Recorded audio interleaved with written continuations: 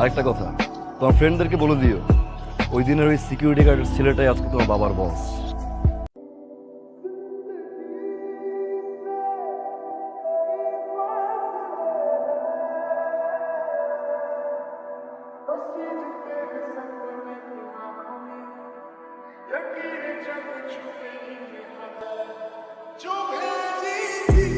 কি এটা?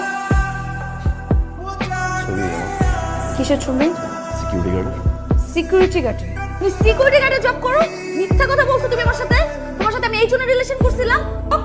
কি শুনবো তোমার কথা আমি? আমি তোমার একটা কথাও শুনতে চাই না। আজকে আমার ফ্রেন্ড আমাকে এই ছবি সেন্ড করে, সেই দিন আমার দেখতে হয় সবার সামনে আমি হাসির পাত্র হইলাম। আসতে মানে এখানে কে জানবে? আর জানার কে বাকি আছে? তুমি আমার সাথে এরকম প্রতারণা করছো। ও আচ্ছা, তোমার বাপ দাদা সকালবেলা ঘুমতে করতে কেন চা রুটি খায়?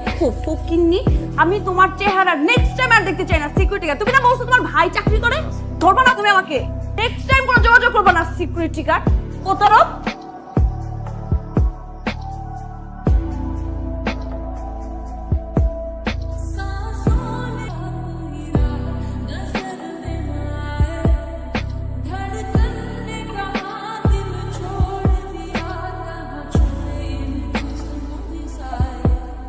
স্যার, তোমার স্যালুট দিলে কেন? তুমি তোমার ভাই। আপনি আমার স্যার, আপনি আমার বস। কত মানুষ আমি স্যালুট দিছি। আমার স্বপ্ন ছিল আমার বাইরে আমি স্যালুট দেব।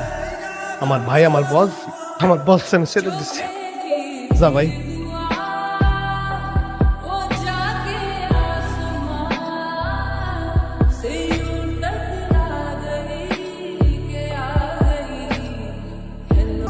আমি কি আমার বিয়ের কথা বলতেছি? আমি তোমার বিয়ের কথা বলতেছি।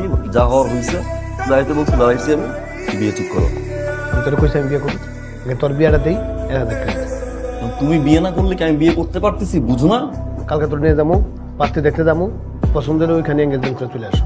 আমি বিয়ে টিয়ে করতে পারবো না। আগে তুমি বিয়ে করো, পর আমি বিয়ে করবো। শেষ, সব ডান। পারি দিয়ে একটু মাথা ফাটাই দেবো।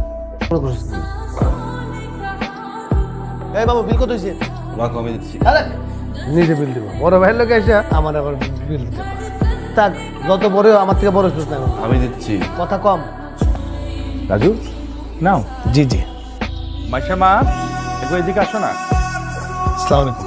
ওয়ালাইকুম আসসালাম। ভালো আছেন? জি।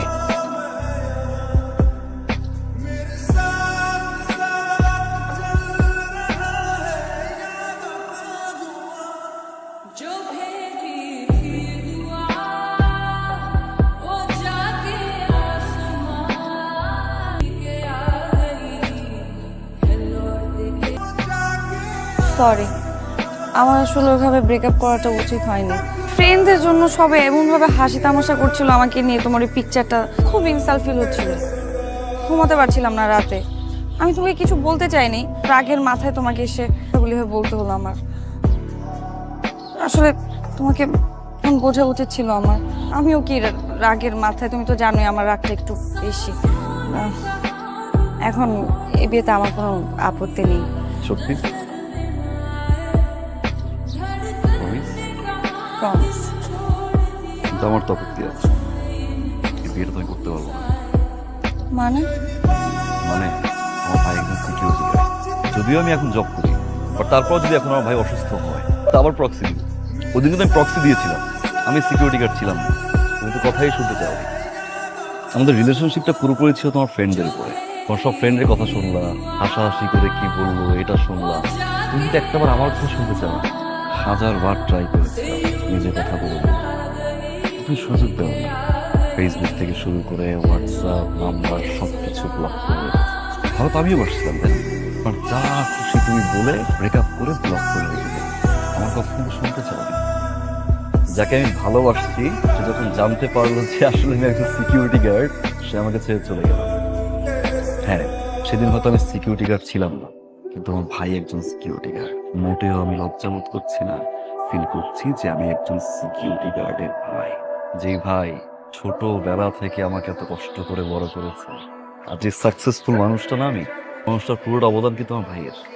আমি যদি এখন তোমাকে বিয়ে করি, কোনো কারণে যদি আমার চাকরি চলে যায়, আবার যদি আমার ভাইয়ের প্রক্সি দিতে হয়, তখন তোমার ফ্রেন্ড আবার ছবি দিবে, আবার তোমাকে হোয়াটসঅ্যাপ করবে। তখন কি আবার ছেড়ে চলে যাবে? কখনো কোনো মানুষকে তার অবস্থান থেকে ভালোবাসতে হয় না। তুমি বাসো, অবস্থান দেখেই তুমি আমাকে ছেড়ে চলে গেছো। ঠিক এখন আবার অবস্থান দেখেই বিয়ে করতে চাই।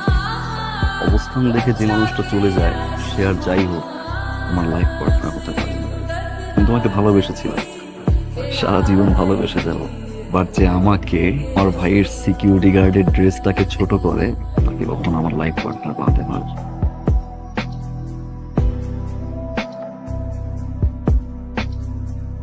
আরেকটা কথা, তোমার ফ্রেন্ডদেরকে বলে দিও ওই দিনের ওই সিকিউরিটি গার্ডের ছেলেটাই আজকে তোমার বাবার বস।